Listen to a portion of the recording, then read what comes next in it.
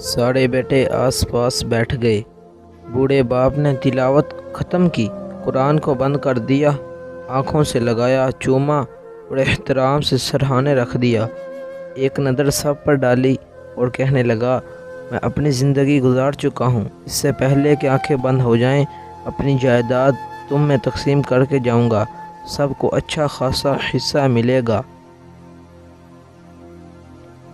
مگر یہ تمہاری ذمہ داری ہے کہ تم اپنی بہنوں کو مجبور کرو کہ وہ اپنے حق سے دستبردار ہو جائیں، ورنہ کیا ہوگا باجان؟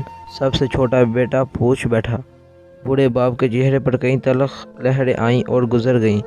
خشک ہونٹوں پر زبان پھیر کر بولا، ورنہ تمہارے باپ کی زمین غیروں میں چلی جائے گی۔ چھوٹا بیٹا ذرا خود سرسا تھا، پوچھنے لگا، باجان بیٹی کو جائیداد سے حق دینے کا حکم تو اللہ تعالیٰ کا ہے، کیا اللہ تعالیٰ کو یہ علم نہ تھا کہ بیٹی کو حصہ دینے سے زمین غیروں میں چلی جائے گی؟ کمرے میں خاموشی چھا گئی۔